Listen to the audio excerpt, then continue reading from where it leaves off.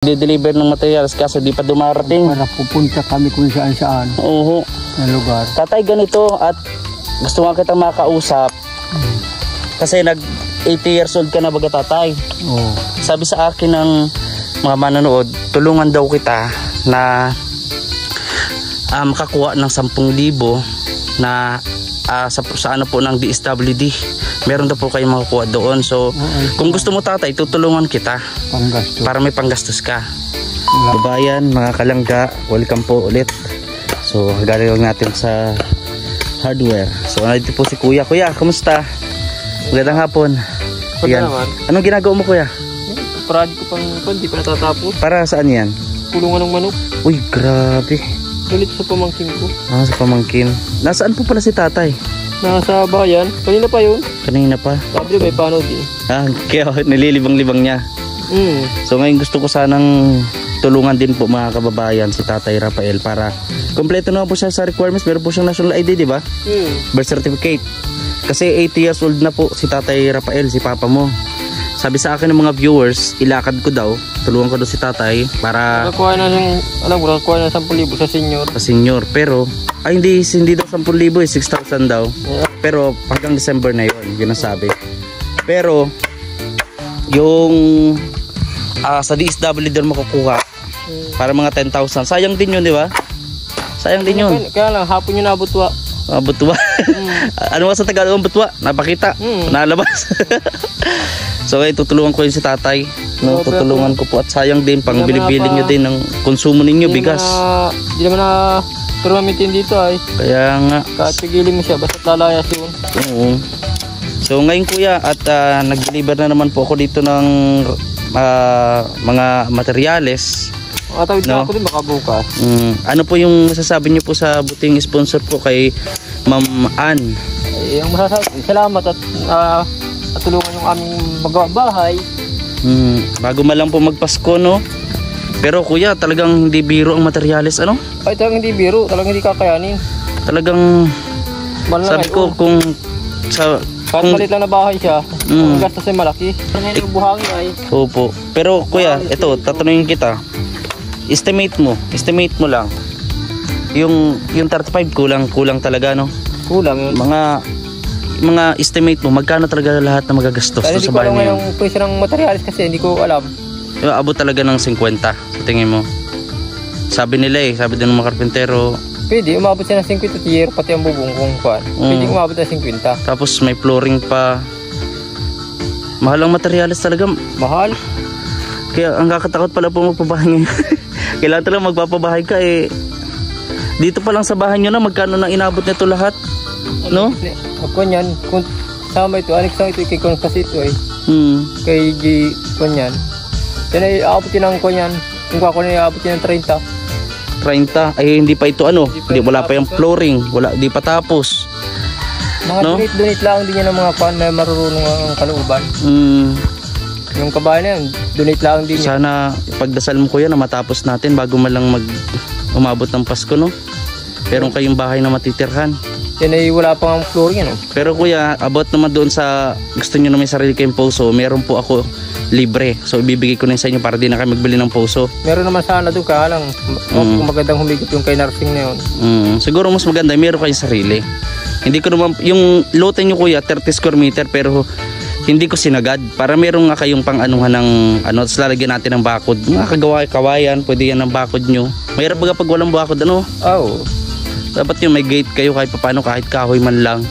Madali na pagka nandun na. Kakunan ko na mautete kung bapuran. Sana po natin. Kagaling ko lang din po sa hardware. So sa mahal din ng labor ngayon. Buti nga nakatipid-tipid pa po kahit paano. Kung magkano nga ng labor? Opo, noon nag 500, 600. Pero kapag alam mo nang yung mason, mason yung wala 700. Oo. Nasa magkano po?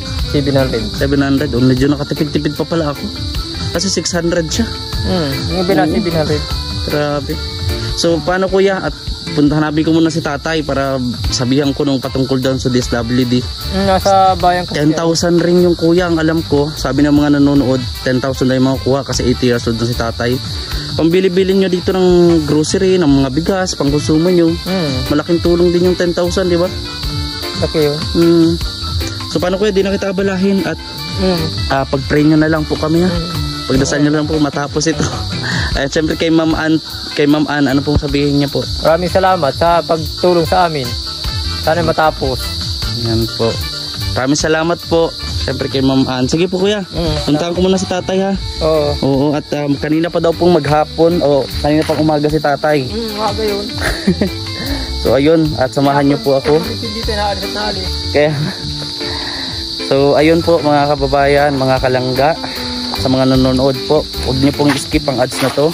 Maraming pong salamat kasi malaking tulong po ito sa atin. At syempre kasama din po natin yung isa po sa nag-aayos ng bahay ni Tatay Rafael. So bibisitahin rin po natin yung bahay. And maya kasi wala po yung nagdi-deliver ng hauler, so baka mamaya i-deliver. So abangan po natin kung maabutan natin yung magdi-deliver ng mga pinamili po natin. Samahan niyo po kami mga kalangga dito lang sa Videos Kim Official. Don't skip ads po. And syempre todo pa salamat po ang anak ni Tatay Rafael sa mga biyayang dumarating po para sa kanila. Kaya maraming salamat din po sa mga pagtitiwala, sa mga tiwala po ninyong binibigay. Bagamat alam natin na hindi po biro ang materialis ngayon, pabahay. So ganun pa man, magiging positibo lang po tayo. Lalo ngayon, maging tayo ay namumblema dahil nagkameron ng problema yung bangko natin, hindi tayo makasahod sa YouTube. Kaya hindi po tayo makabili pa ng pang-ayuda natin kahit pa paano. So ayun, nag-close yung bank account natin. Kinain ni BDO pati yung maintaining balance. So anyway po, tara samahan niyo po kami, hanapin natin si Tatay Rafael.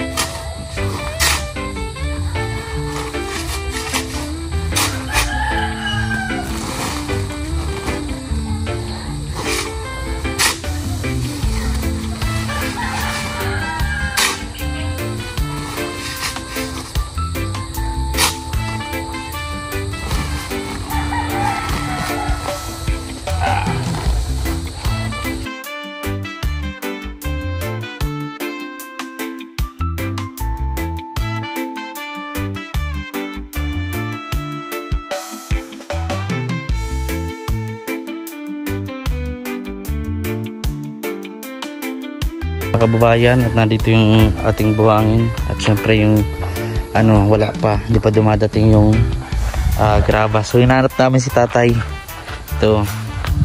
So break time po nila ngayon.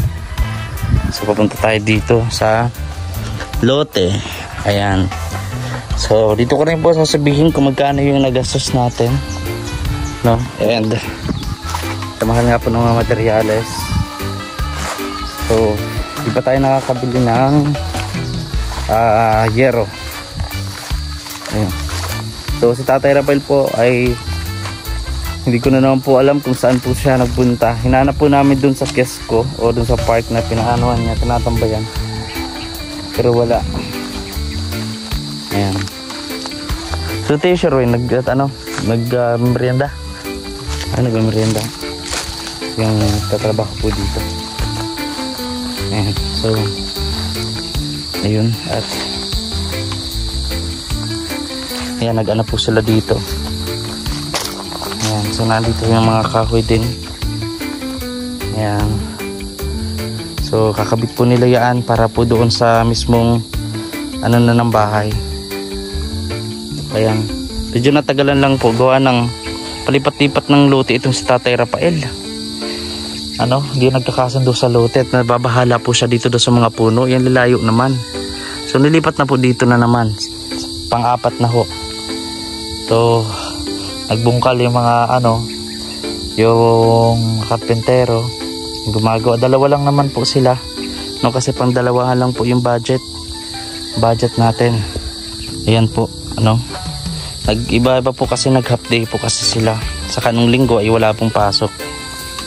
Ayan. So ang gagawin dito, Boji, asintada na to bukas. Nabuhusan na to mga PVC.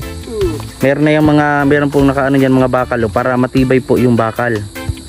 So until now Di pa po dumarating yung order natin na hollow blocks, pako, ano pa yung order natin? Kahoy, dagdag na kahoy. Para po magkameron na po ito ng kabuuan bukas. No? So bukas at susunod na araw, makita rin po natin ito ay meron na po itong ano po, yung kortina ng bahay, no? Yan na yan. Ito yung ano po nila ngayon. Yan.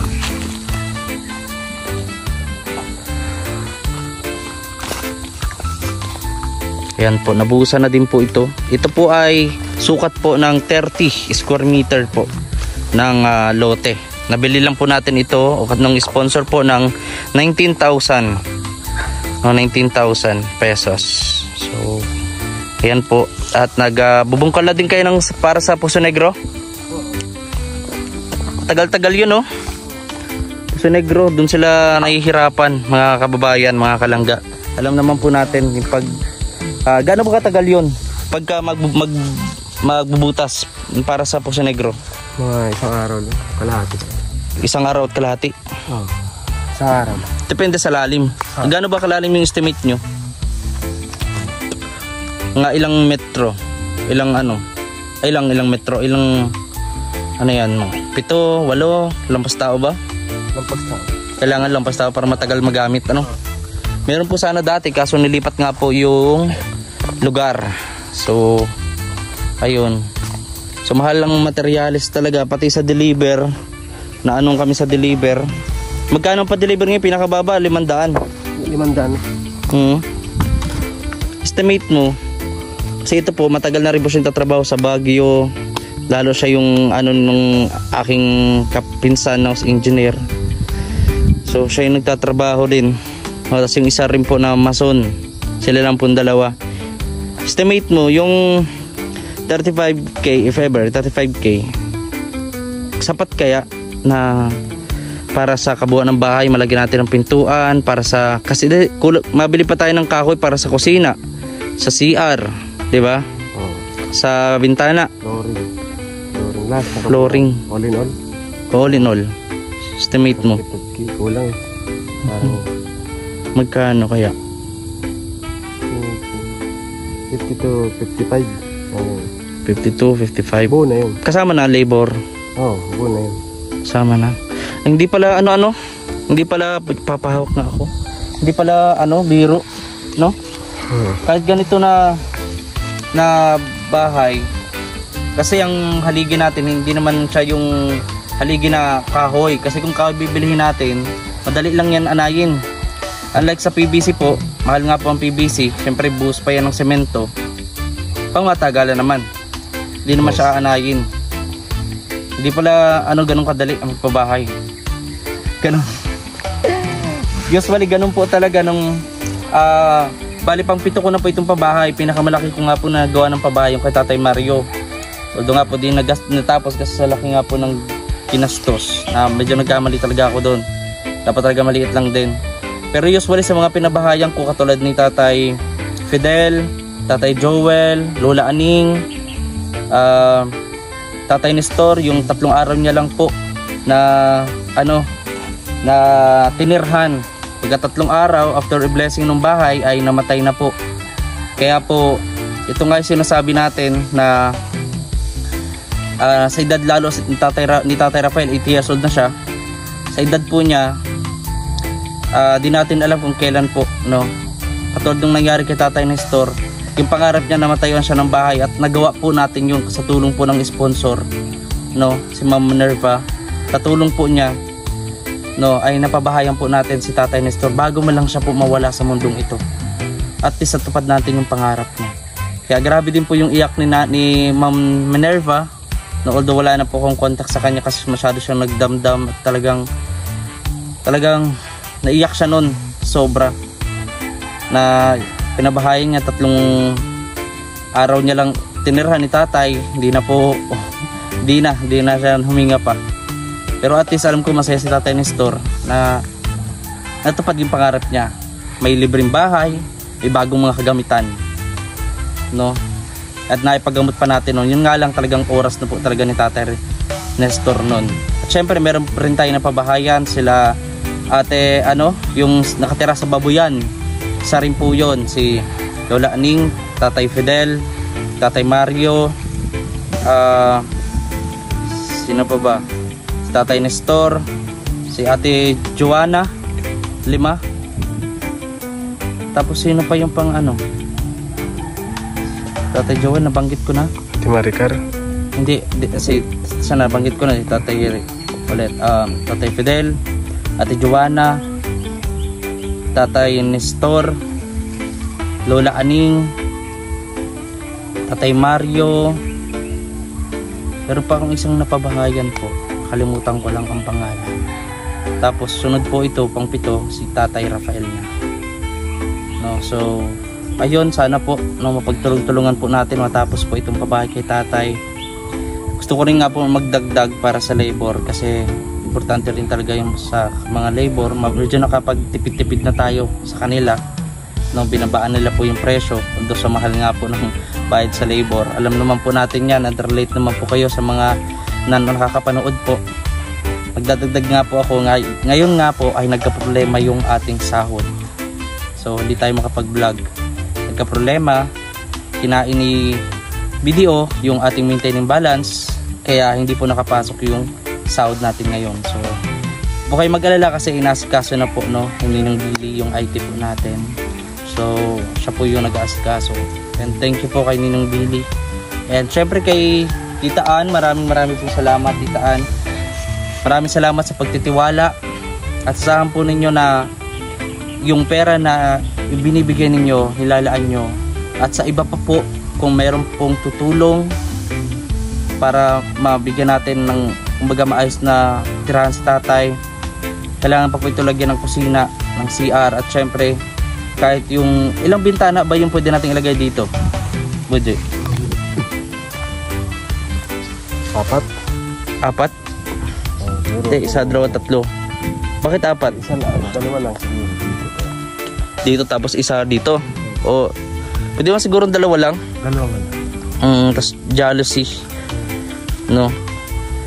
yun po. Syempre pintuan, at lalagyan pa po yan, nadagdag pa tayo ng kahoy para doon sa kusina at sa CR po, dagdag din po tayo ng hollow block. So ngayon po hindi pa dumadating yung pinadeliver natin, so hintay-hintay lang po tayo, at sa next update natin makikita natin sigurado ito naka-forma na po ito, at lalagyan na lang po ito mga kababayan ng plywood. Yun na lang po hindi natin na yung maganda po kasing plywood is Hardiflex. So nagre-range ng Hardiflex dito ngayon nasa magkano?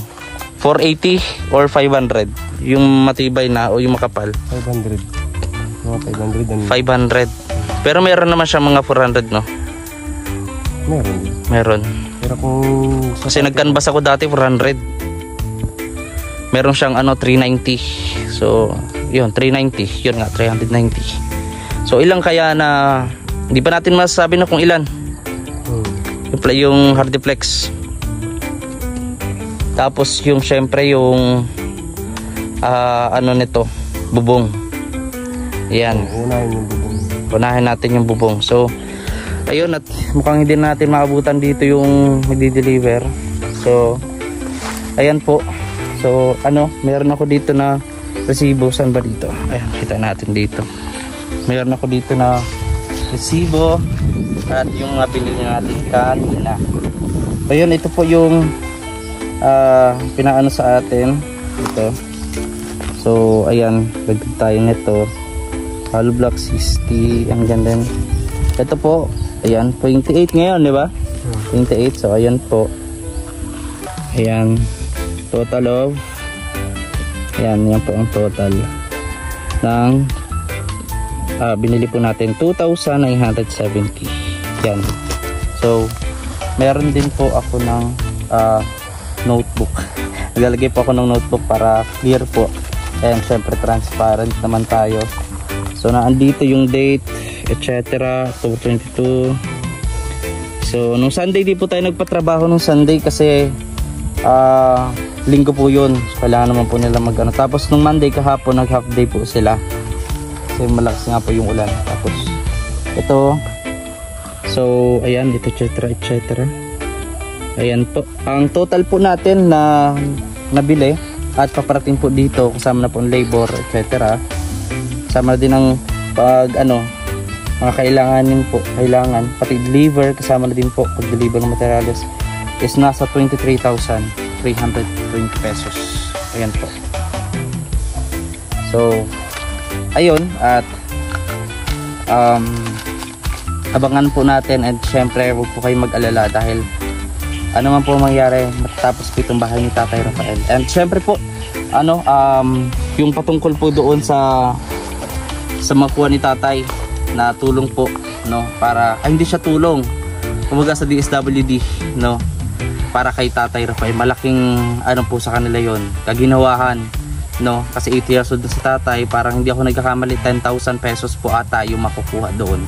So nakausap natin kanina yung anak niya, although wala si Tatay, and laking pasalamat po talaga ng anak niya, malaking tulong po sa kanila ito. 8 years old na si Tatay, hindi natin alam yung magiging buhay. Kaya maraming salamat po sa mga mabubuti ang puso na tutulong pa, kasi di po natin alam kung sino pa po o kung may magbibigay pa po. Pero yung tinulong po ni Ma'am Ann, malaking tulong na po yun, malaking tulong po yun at hindi ko po yung sasayangin. Kaya maraming pong salamat, Ma'am Ann, and God knows mapapatagumpayan rin po natin to at matatapos. So after nito, next update natin dito, meron ditong curtain na ng bahay na, baka bukas makabalik tayo dito bukas, pero bukas sure yan, meron na pong mga kahoy, meron ng curtain na ng bahay at kailangan bubungan na natin. So ayun, maraming salamat po sa inyong patuloy na pagsuporta, and sa mga may bubuting puso po na gusto mag-donate, kung di man kay Tatay Rafael, sa ibang beneficiary natin, pwede nyo po ako na i-message sa aking bagong Facebook account, VG Scheme Espanyol po, na doon po sa unang minutes ng intro ng video natin, na andun po yung ating Facebook account. So i-message nyo po ako dyan, and asahan po ninyo na magiging transparent and syempre malinis, at doon talaga mapupunta sa mga pinupuntahan nyo po or gusto nyong tulungan, doon po mapupunta yung inyong mga donations. So maraming po salamat, and baka bukas po mag-update tayo kay Nanay Lourdes. Ayan, maraming po salamat sa mga tumulong kay Nanay Lourdes, na nagpaabot ng tulong para kay Nanay Lourdes, panggamot po niya yung may breast cancer po. So maraming salamat po mga kababayan ko. Ito po si VG Scheme Official. Hanggang ngayon di pa dumadating yung deliver natin. maraming po salamat sa inyong lahat. So magtatrabaho na po itong kasama natin. Magtrabaho ka na. Maraming salamat po sa inyo pong lahat. God bless po talaga. Bye-bye po. Dito na po si Tatay Rafael. Saan ka po galing at naghanap ako sa inyo? Wala ka doon. Sa Quezco. Wala nga ako doon, nasa bayan. Ay bayan nga yun, nagpunta ka kami doon. Ay napunta kami doon. Nagpunta ako ng kasi hintay ko ngayon nagde-deliver ng materials kasi di pa dumarating. Para pupunta kami kung saan Oo. Na lugar. Tatay, ganito, at gusto nga kita makausap. Kasi 80 years old ka na baga, Tatay. Oo. Sabi sa akin ng mga manonood, tulungan daw kita na makakuha ng 10,000 na sa ano po ng DSWD. Meron daw po kayong makukuha doon. So kung gusto mo, Tatay, tutulungan kita para may panggastos ka. Kung may birth certificate ka po? Ay, meron. Wala naman Simple, matanda na ako. Anong ginagamit nyo po? Meron ko nga pong ID sa senior, tapos sa national ID. Ay, birth certificate na may pwedeng pagpagawa nun. Tapos national ID meron ka po, di ba? Oo, yung nakita ko dati. Ako ng ID. So ngayon po, tutulungan kita doon, baka kung pagawa bukas. Ako ng birth certificate pala. Opo, pwede sa munisipyo. Sa registrar office. So ngayon, Tatay, alam ko naman ang payag ka po, tutulungan kita doon para meron kayo panggastos po, ha? Maraming salamat din po sa mga nag-comment, may idea po tayo. So ngayon, Tatay, at nag-deliver naman ako materials, hindi talaga basta-basta ang materials po, Oo, talagang mahal po, nakatipid naman yan. Sa labor nga, medyo mahal din na talaga, pero nakatipid ako sa kanila. Sa mason at labor. So ngayon, Tatay, at ano yung gusto nyo sabihin kay Tita Ann o sa mga tutulong pa para matapos po ang bahay ninyo bago malang magpasko? Ngumiti-ngiti ka naman, tay. Siyempre, ang taong nakatulong ay natutulungan din kung ano ang dapat itulong. Yan ang ugali ko. Ibang kustumbre ko, hindi ako maisip. Ano pong gusto yung sabihin sa mga tumutulong po? Sige po at magpasalamat po kayo dito sa video natin. Kayong mga tumutulong sa akin ay bahala na kayong mag-isip at ako'y magpapasalamat na kung anon man ang problema ninyo kaya ko, tutulungan ko rin kayo. Ay, grabe yung si tatay. Ayan. So tatay, mapunta na rin ako at yun lang naman ang sadya ko para mapagpahinga ka na din po. Ha? So ayan, babay na tatay. Babay na.